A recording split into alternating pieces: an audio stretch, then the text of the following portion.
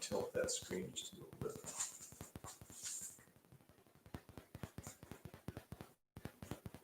Hey everyone, thanks for joining. It's like we're getting some people still coming in, so let's give it just a minute. If you guys could, if you would just let me know where you're watching from. I see Aaron is in South Africa, and that's really cool. In Cape Town, I've been there. That's takes about 30 hours to get there from Minnesota. And then just let me know where you're watching from, and then also if you have an Instagram feed or a YouTube channel that you can put out there and others can see where to find you, that would be good. And then as people are trickling in, we'll get started in just a minute. So I'm based in Minnesota. It is very, very hot and sweaty here this week. It's about probably 90 degrees-ish outside right now, and it's very humid. So it's a good time to be inside doing something in the shop when it's this hot out. All right, I've got my son Joey doing camera duty for me tonight, and he's a lot better at this kind of stuff than I am, so it's great to have him here helping. So, okay, looks like things are kind of steadying out a little bit, so let's go ahead and get started.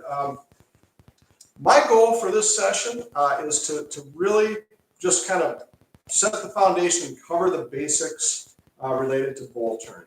I fell head over heels in love with bowl turning about 6 years ago, and it has been pretty much a constant for me in the shop in terms of what I love to do. I probably spend these days about 90% of my time in the shop turning bowls. I do a little spindle turning as well, not as much really in bowl turning. And what I want to do is cover the tools and techniques, just a very basic set of tools and techniques to help you get started in turning your first bowl. So the setup that I have here, just in terms of the lathe, this is it's a full-size kind of a modest economy lathe, I'd say, in terms of the lathe. Very good for bowl turning though. It's a 1.5 horsepower. This happens to be a Laguna 1524. I think there are a lot of options in that class that have the ability to turn bowls with decent power. What I'm also going to show you is the tools that I'm going to use. I'm going to use just a very basic tool set tonight. The first tool that I'll use, and I'll use this the most for sure, probably 95% of the time that I'm turning, I'll be using this tool. This is a 5/8 inch bowl gouge, and that's measured based on the bar. So some vendors will measure based on the flute width. Others will measure based on the bar. This is a 5/8 inch bar, and I'm going to talk about the grind that I have on it in just a little bit as well. And that's a very important part of the equation.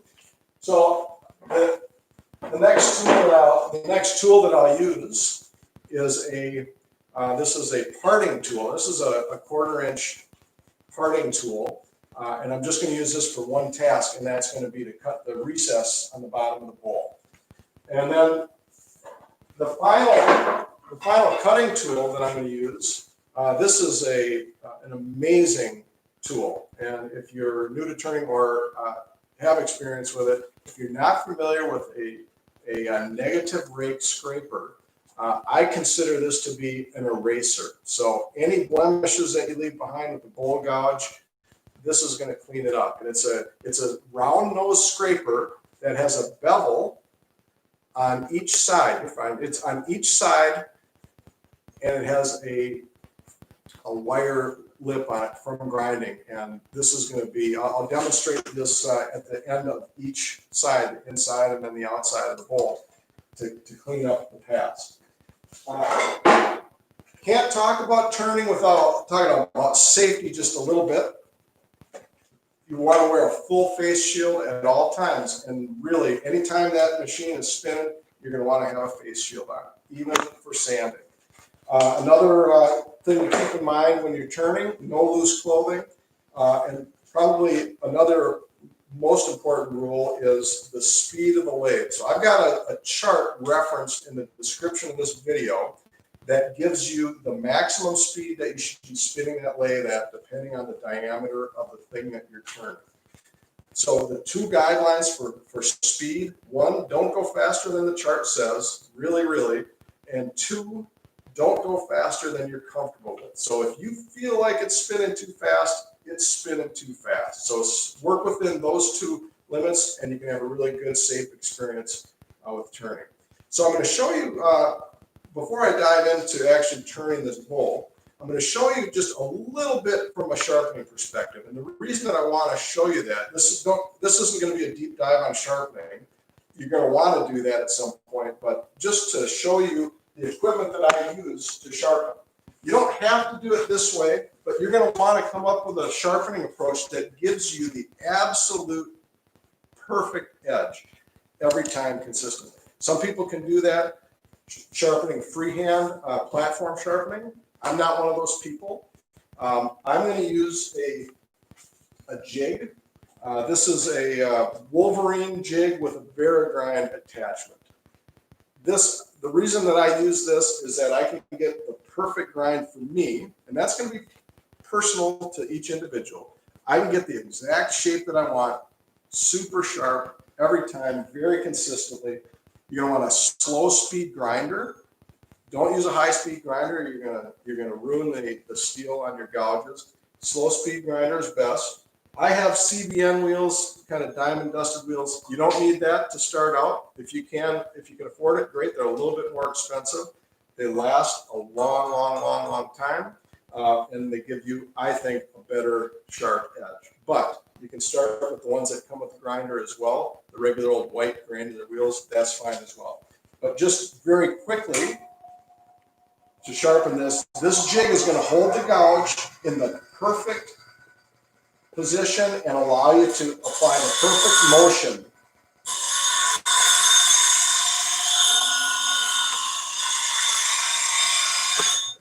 To form that edge. Now, the reason that I sharpen this particular way, you can kind of see that it's an elongated wing. Not every turner uses that approach, but I like that because it lets me do a couple different cuts. One is a bevel cut, where I'm riding that bevel along the surface as I'm cutting.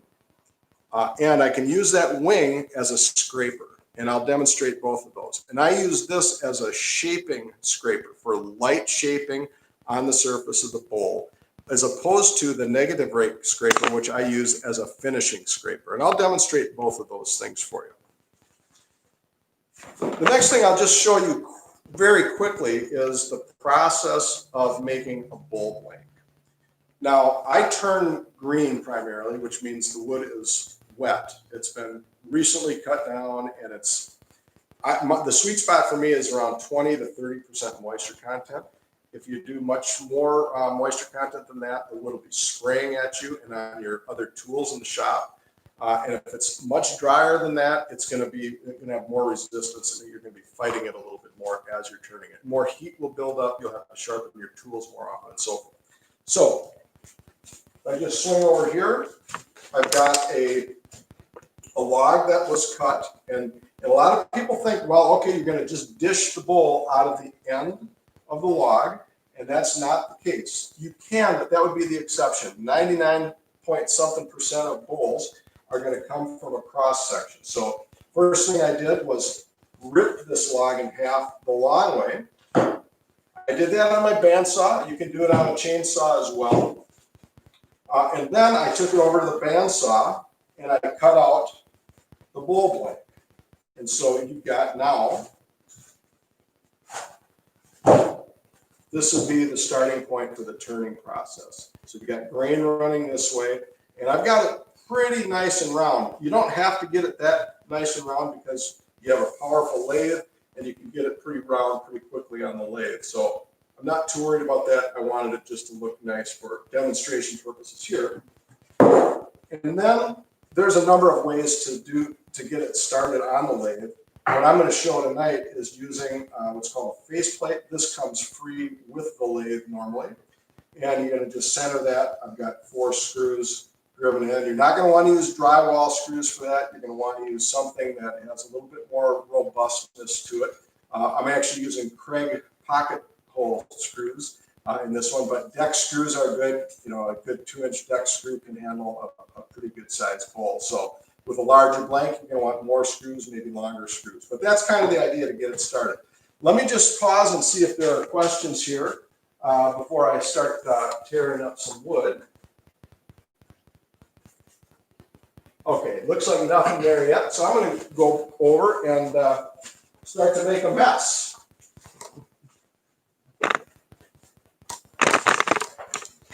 Okay, so the first cut that I'm going to show you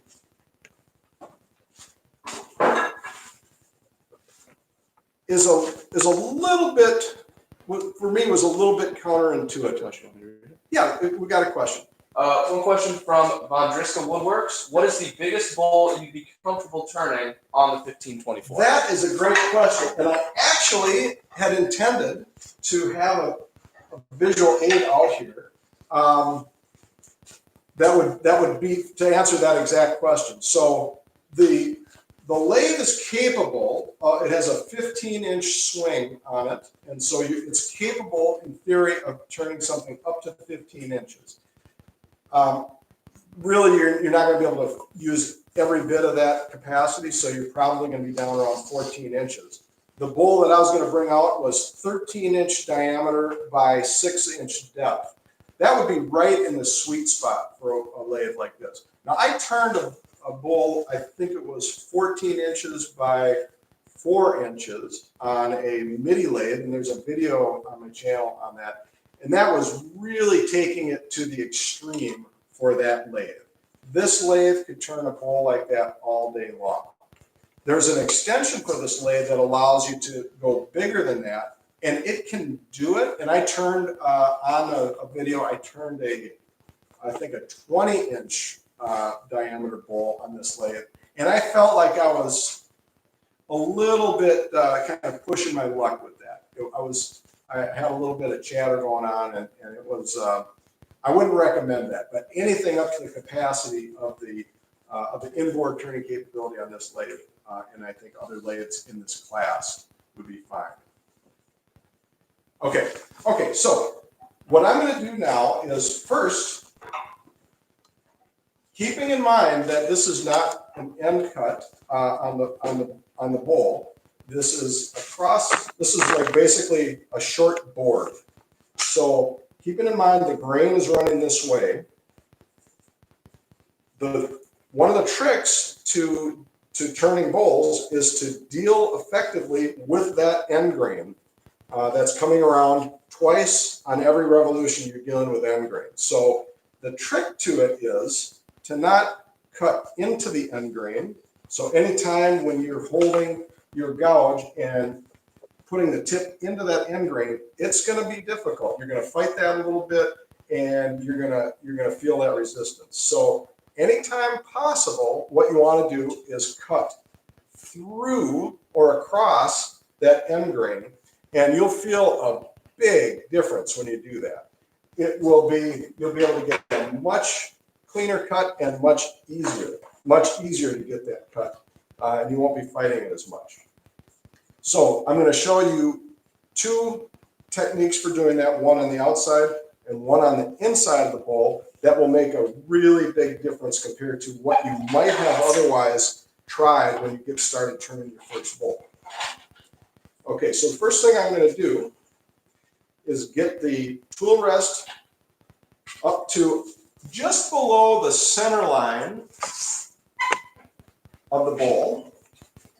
Make sure that it's spinning freely, and I want to keep it within about a ½ inch of the bowl. You don't want enough room to get a finger caught in there, so that's kind of the guideline. So the first thing I'm going to do with this bowl blank is make it round, stop it from wobbling. So I'm going to spin it up to a comfortable RPM, and I'm going to take the bowl gouge and I'm going to pass it along even path with the tool rest, using the bevel, the angle of that bevel, kind of like the sight line for a rifle.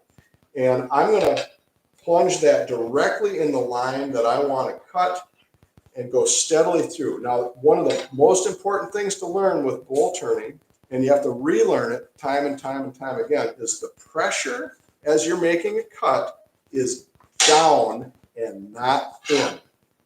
You want all the pressure down, pressing that tool down to the tool rest.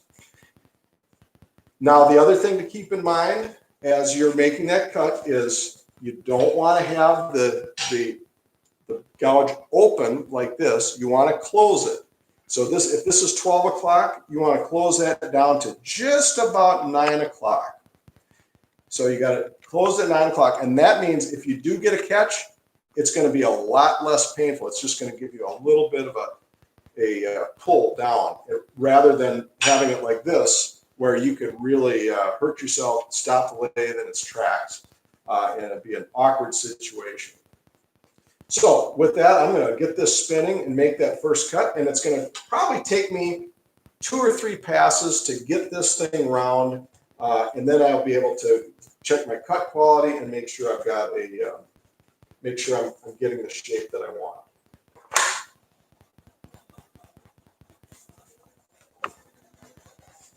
Now, I would say one other thing that I'd add. Normally, when I'm turning bowls, I have the tailstock engaged, right? So the tailstock is going to stabilize that bowl, and that's a really nice safety feature. The only reason that I'm doing it without that now is so that we can get a better camera angle, because I want you to see how the bowl gauge, the bowl gouge is passing through that cut and not fighting.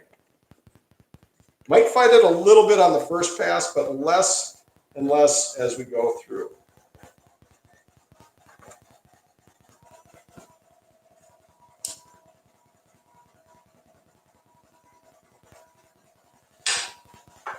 All right, so pressure down, I pick my path, and we're going to go right through the cut.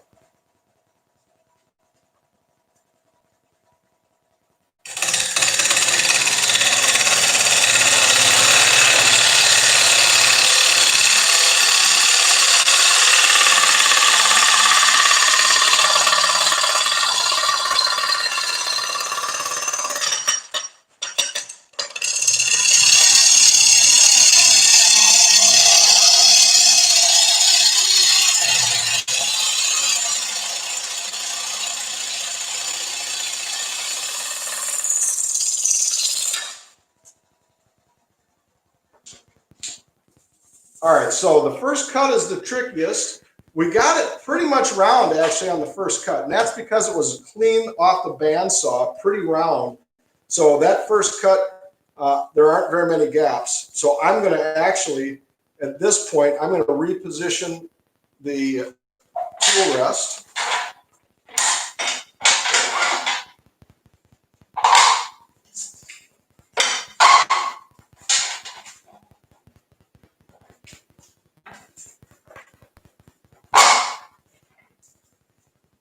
Okay, that was a bevel cut again because we were riding on that bevel as we went through the cut.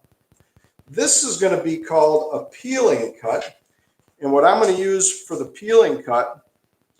Is this the push cut we hear people talking about? I will show you that in just a little bit. That is sort of, I guess, sort of part of the push cut. It's not the full magic that you've probably seen Ashley Harwood do, where it's going to swing all the way around in one motion. She's a lot better than that than I am, but I'll give it my best shot. But that is definitely part of it, what I just did. So this is going to be called a peeling cut. And the big difference between a peeling cut and a bevel cut, so I'm going to use the wing, a portion of that wing on the end of the bowl. Now the big difference, and the reason I can do that, is it's a lot less prone to catching because I'm not dealing with end grain. So you can see that just slicing off. It's a really easy cut to make. And I love the sound that it makes, and it's just a really comfortable way to do it. So all I'm gonna do now with peeling is I'm gonna just get this flat, because it's pretty flat, as flat as I can make it on a freehand cut on a bandsaw. But I'm gonna just sweeten it up using this peeling cut.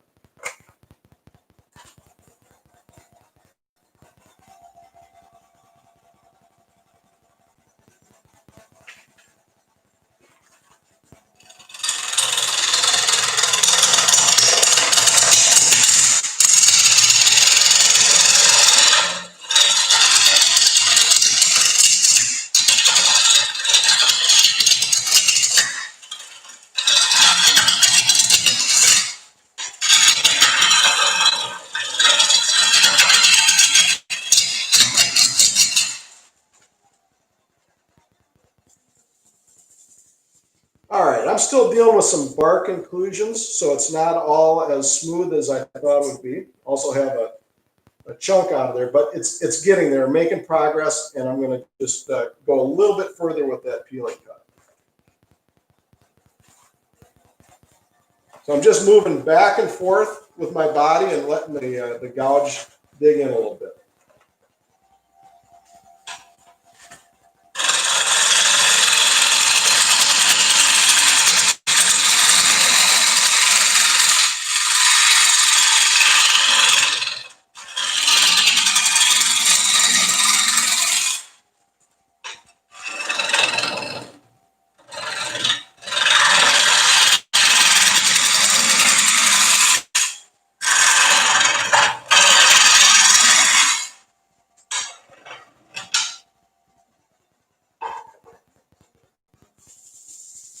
All right, so we've got the bottom is flat now. It's a little bit rough, a little bit of tear up, but that's okay.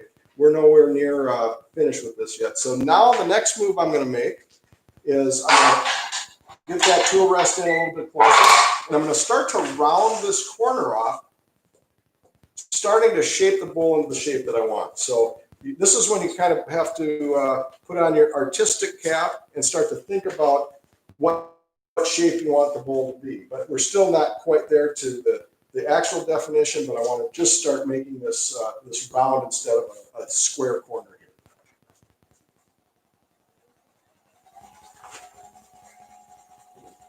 Yeah.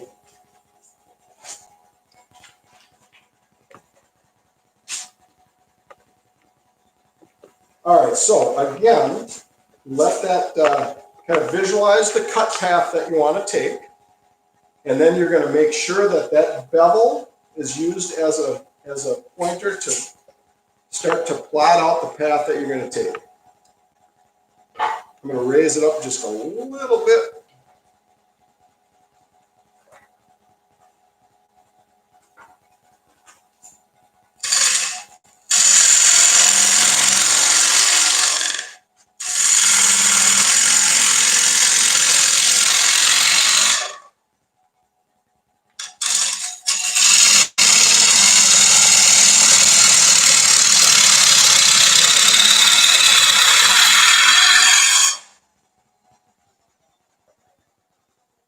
All right, now you can start to see with the bevel cut, you can start to see the cut quality that you can get right off the gouge.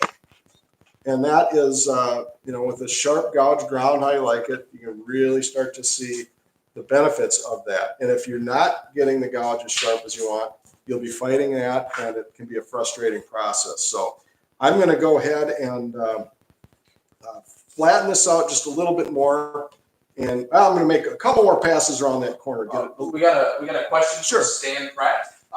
He came in a little late. He's wondering what the grind is on the gouge. Sure. So this is it's called an Irish grind, and it is a 40-degree nose bevel and a 40-degree wing bevel, but it's an elongated wing, so you wouldn't dare, in certain circles, refer to this as a 40-40 grind, because a 40-40 grind is a consistent 40 degrees throughout, and I don't have consistency in the 40 degrees. I like the 40-40 grind, and I do like this grind for me a little bit better, and I'm going to show you why I use this grind in a little bit. I'll demonstrate scraping with the wing. So this is kind of a 3-in-1 tool. You get the nose angled nicely for bevel cuts. The wing is there for peeling cuts, and then the wing, when I drop it over and use it in inverse mode, I can use that as a shaping scraper. Okay, and I'll show you all that. Okay, let me round this out just a little bit more with a couple more bevel cuts.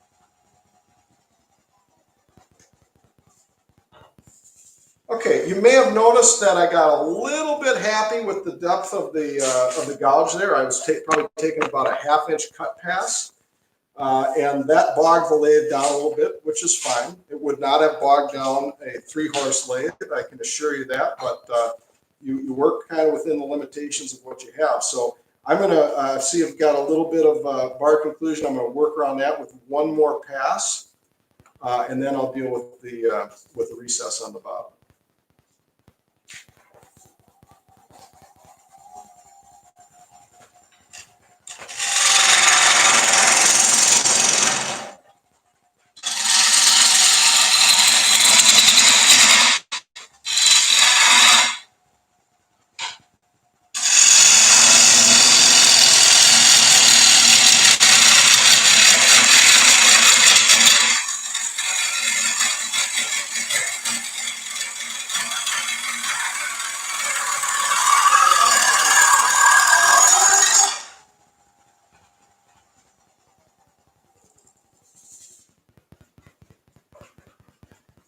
All right, that's getting there. So what I'm going to do now is I'm going to just flatten that out a little bit more and kind of prepare the base and then cut the recess.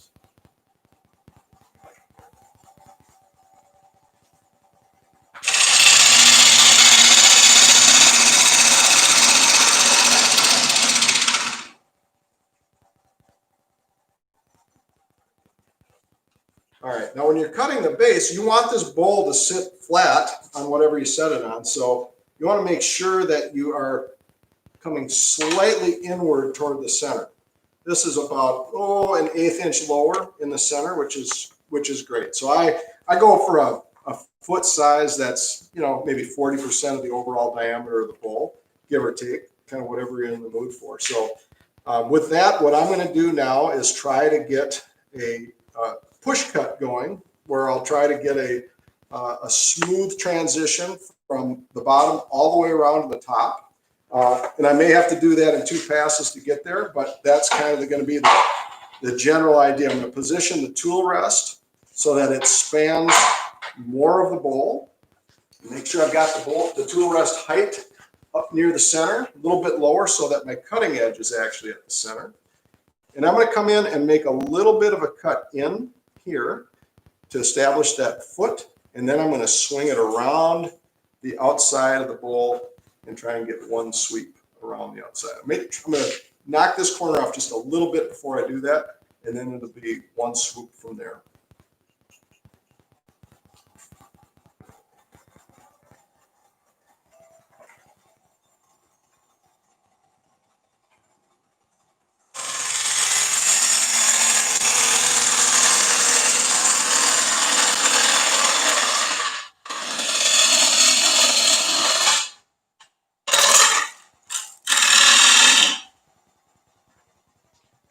All right, now one other comment. If I was doing this not on a video, I would stop and sharpen my bowl gouge for this final cut.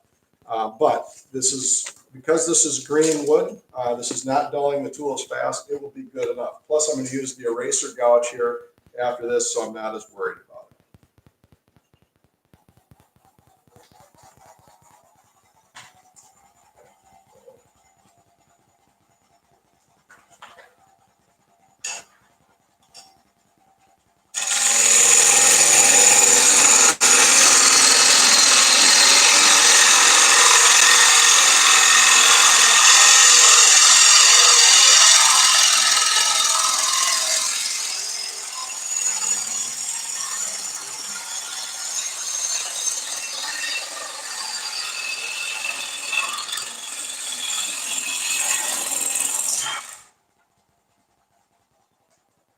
Okay, that's the push cut. One motion from the base to the top. Now, it's pretty clean, and I probably wouldn't mess with it normally, but I'm also going to show you a scraping cut with the bowl gouge. On this, that's pretty clean, and I would normally go just straight to the negative rake scraper, but I'm going to use this wing on the bowl gouge. I'm going to lower it down, so now I'm not shearing, I'm scraping.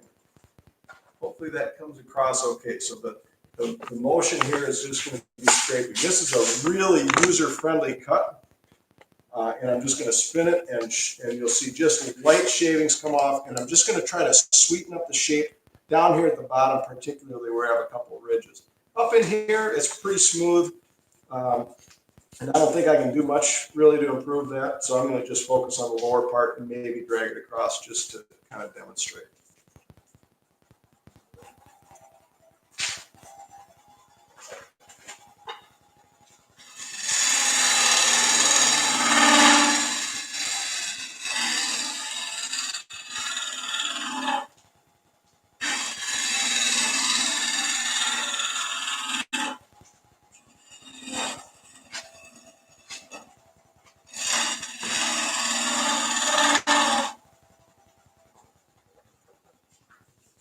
Okay, so that's kind of it. And I did get in a little bit of trouble in Ashley Harwood's class for using a bowl gouge that way because it was hers and not mine.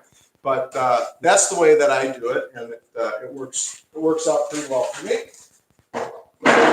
Okay, then the only thing, well, actually, I'm going to use the negative rake scraper on here. I don't know that I'm going to sweeten it up very much, but I'm going to demonstrate this. So if you've got this sharpened correctly, you're going to have a little bit of a burr right here. And kind of the rule of thumb is they'll say that you can use this for about 30 seconds before you have to sharpen it. But again, on green wood, you can get away with a little bit longer. The touch is really light, the pressure is down, and you're going to just take it up and barely kiss the wood. It sounds like we got a question. Jason Diet asks what kind of wood this is. Oh, yeah, sorry I didn't mention it. This is cherry. And this was cut in a neighborhood nearby here. It was cut down last year and sat for a little while, so it's got a little bit of a figure in it from that, some black streaks in there, which I kind of like. And cherry is, I would say, my favorite wood to turn. But the thing about, one of the cool things about turning is if you're into turning bowls and with green wood like I am, you can find so many sources for free wood. It's unbelievable.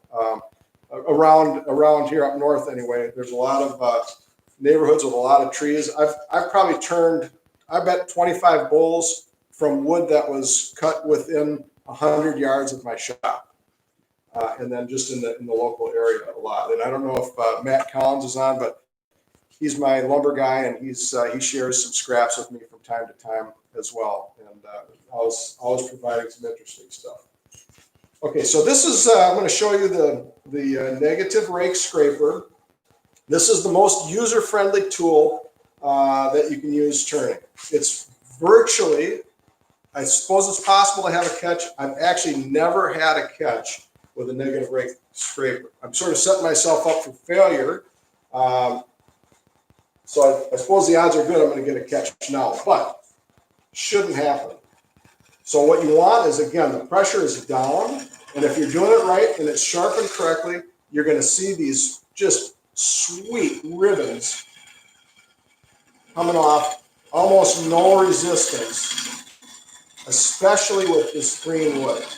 And you'll just kind of see it sweeten up, not the shape, but the surface. You don't want to shape it if you have ridges in that, then you should get out a bowl gouge and tune the shape that way. But if you just want to eliminate a lot of sanding, negative rake scraper is the way you want to do that. These are really easy to grind. There's a couple videos out there. I'll put links to those in the description of the video. But Mike Peace, really good turner, and has a good video on sharpening these. And Mike Walt is a phenomenal turner out of the UK and has a good video on how to determine which angle to use and so forth. Mine is ground 40 degrees on the bottom and 40 degrees on the top. I'm just kind of simple like that. But there's probably advantages to different angles.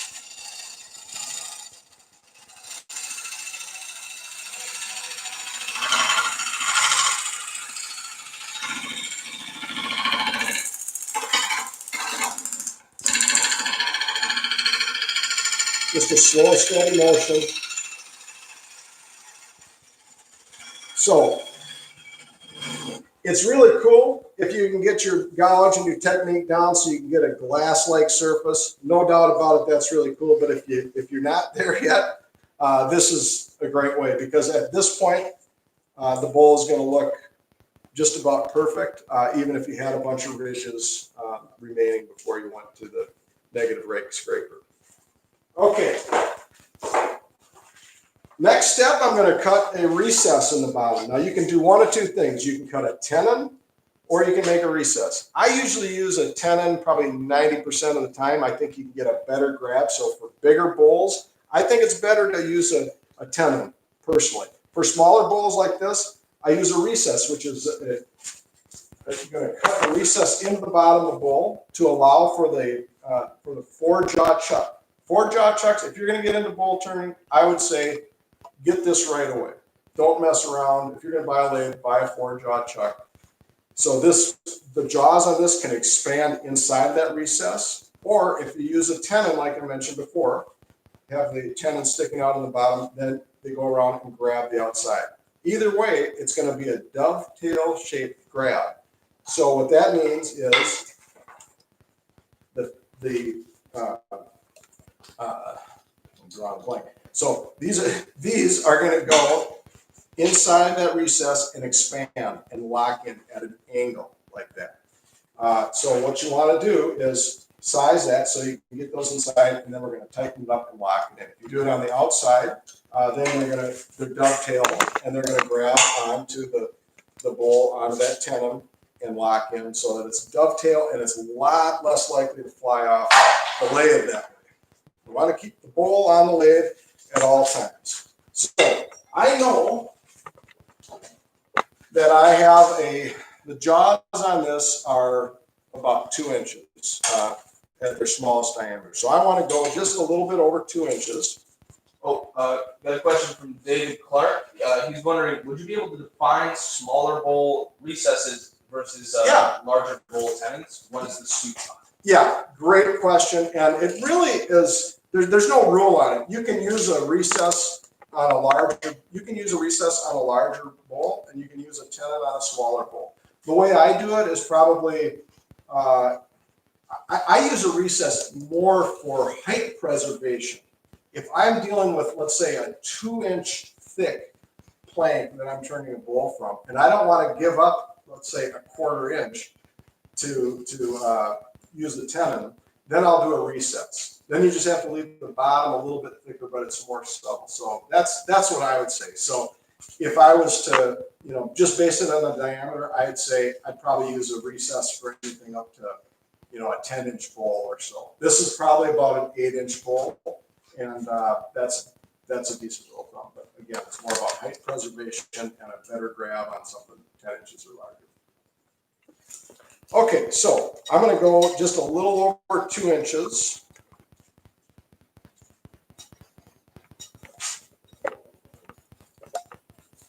Just make my mark on there.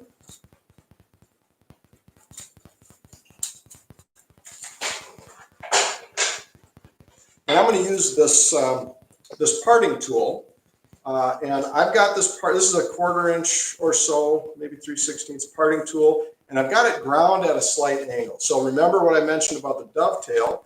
That angle is going to let me get this in at an angle so I can cut a dovetail shaped recess in the bottom of that bowl. And it's pretty slick. But you can use a scraper if you want. Certainly a carbide tool, small tool would go in there well. So there's a number of different ways that we can do that. And you want to go in about, probably an eighth inch should probably be okay. Because I'm working live here, I'm going to go in a little bit deeper, and I'm going to just minimize the risk of the bowl flying off. But a 1/4 inch should be fine. When you start to get a little bit more comfortable, you can probably go a little bit less. You don't have to go in all the way so that the jaws are buried. You just have to go in deep enough so they get a good grab. So I'll just say that's a 1/4 inch.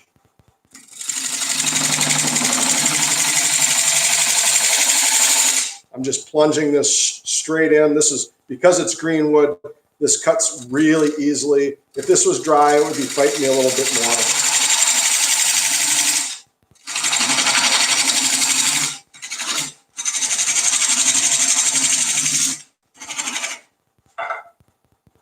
tool rest is a little bit high. I should be down below center, not above center. Whoops. Okay.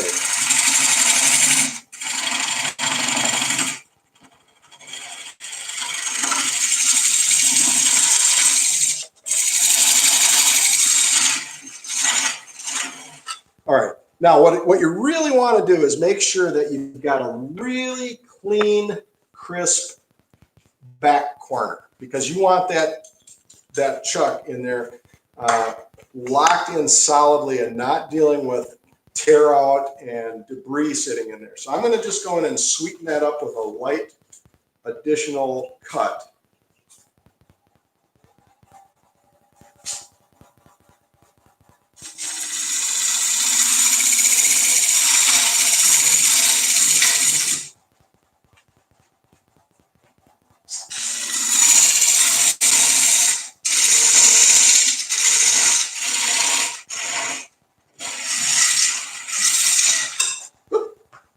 All right, that should be about right. I cleaned the junk out of there. That's a pretty clean cut. I'm just going to actually use this to clean that debris out a little bit more.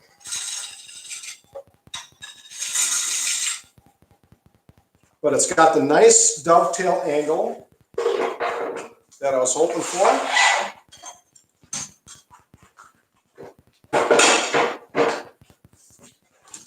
Now, I'm going to make sure this fits before I take it off the lathe, and it does. The reason for that is if I want to make any adjustments, I don't want to have taken the bowl off the lathe, because getting it back on, you never get it on straight, and you kind of have to start reshaping the tool. So I'm just going to pop this off the lathe now.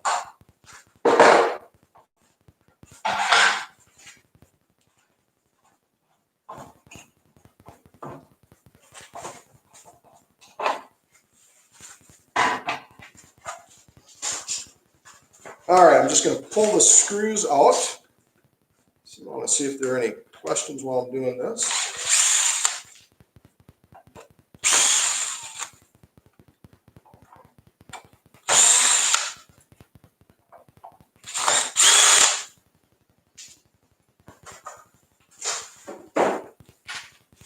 All right, faceplate removed.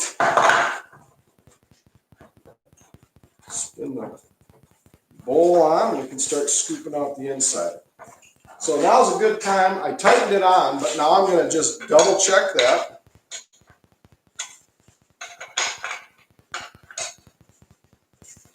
All right. And a green bowl can actually loosen up. That chuck can actually loosen up a little bit because it compresses the fibers.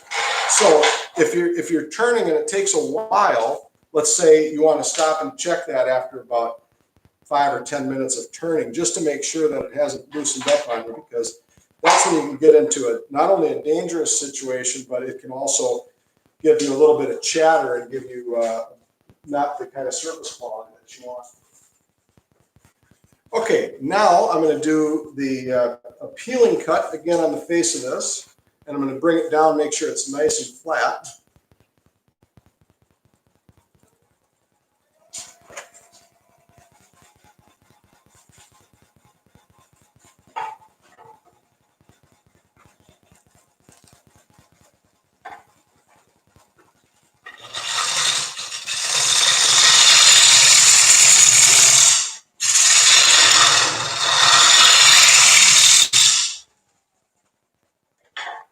Okay, and that cleaned up pretty quickly. So I would also point out that at this time, you want to make sure that you don't have any pith remaining near the rim of your bowl. If you do, take it down a little bit deeper, because that is surely going to crack as the bowl dries. So I'm okay here. I've removed the pith, so I'm going to start to scoop out and shape the rim. So my first cut is, again, this is going to be a bevel cut, so I'm going to be following the sight line of my bevel angle, and I'm going to establish the rim, and I want a rim that angles in toward the inside of the bowl. You could do flat, you could do rounded over, you could slant it to the outside, however you want that.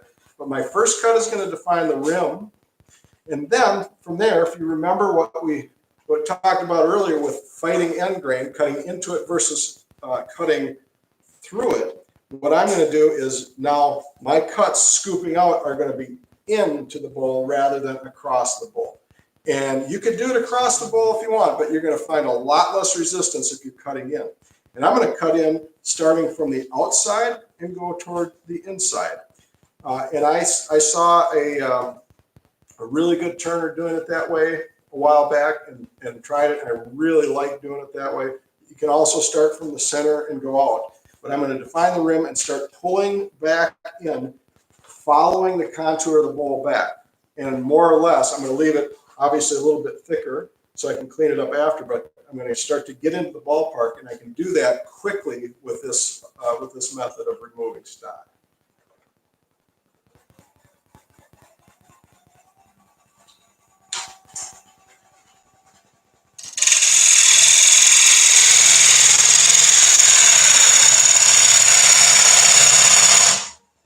Okay, now I've defined the rim. Now, unless I run into a problem along the way, I'm not going to go back and mess with that rim anymore.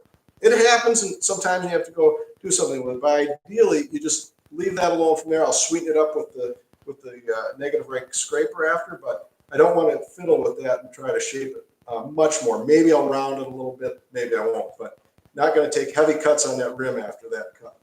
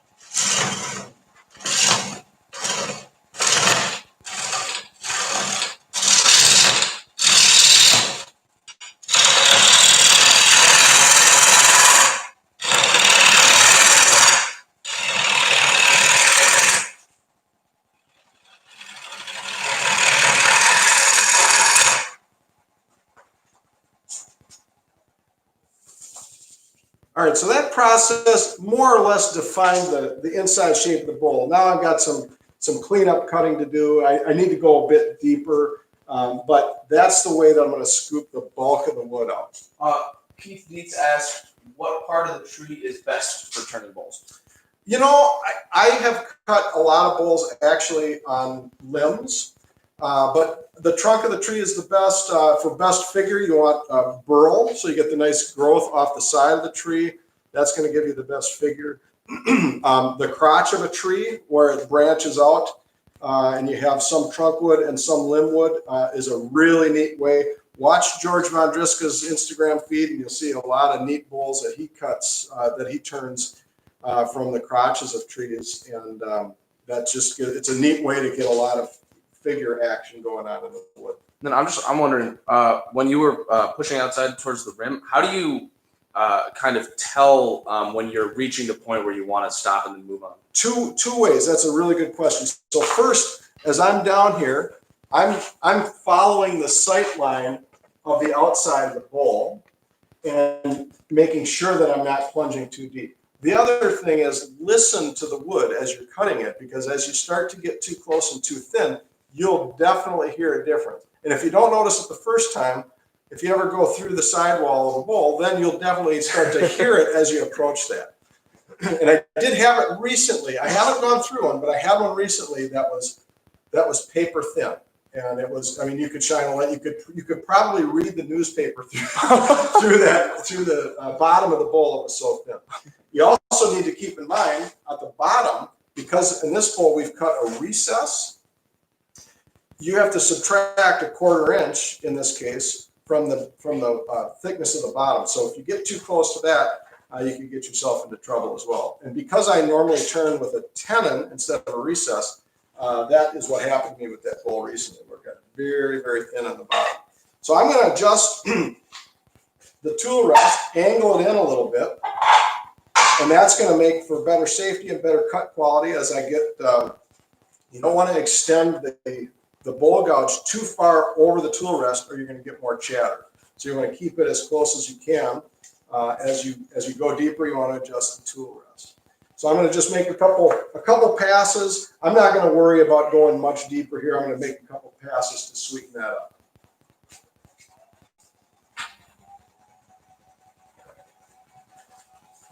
And again, this will be bevel cut all the way, and I'm going to just follow one of these ridge lines and take it all the way through to the bottom.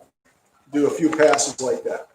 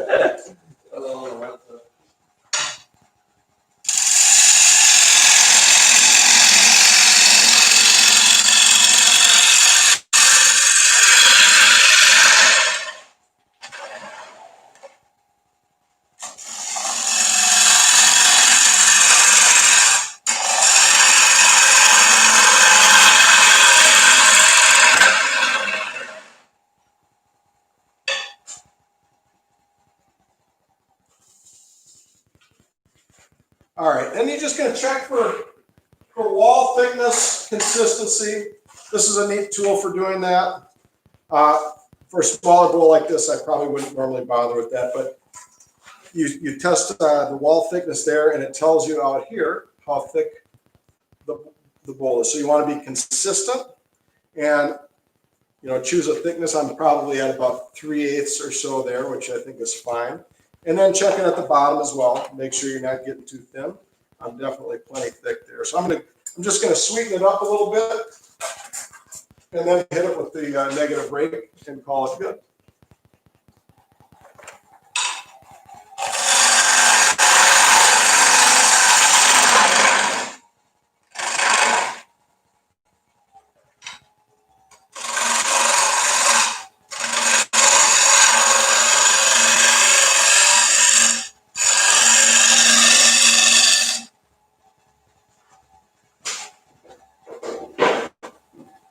All right, now I'm going to hit it with the eraser and kind of sweeten up the cut quality. Now, normally I would take this over to the sharpener and give it another quick grind, but small bowl, green wood, and a live video means I'm going to just go with it as I am.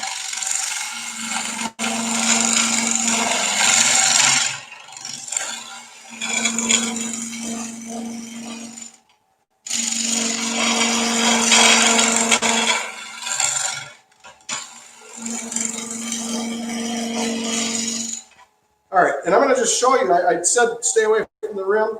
With a negative rake scraper, you can actually hit the rim carefully. If you did that with a regular scraper, that bowl would be, you'd have some chunks out of the rim at this point. But with the negative rake,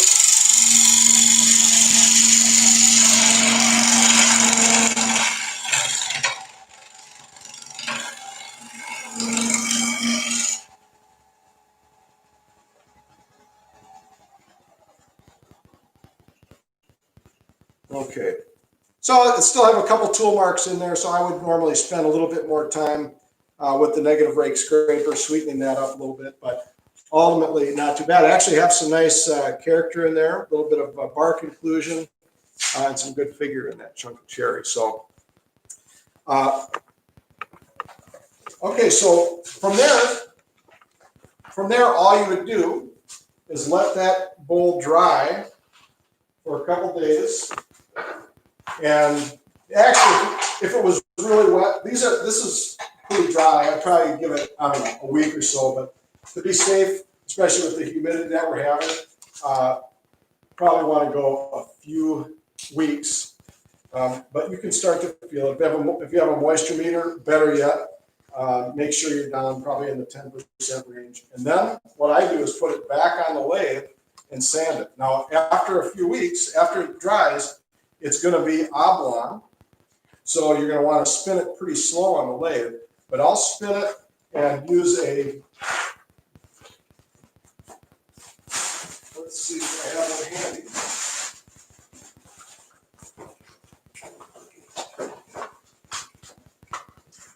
I'll use a tool, a sanding pad like this. It's cushy, so it can follow the contour of the bowl really nicely. So I'll have it spinning slowly on the lathe, and I'll put that in a drill and spin it. And there again, works kind of like an eraser.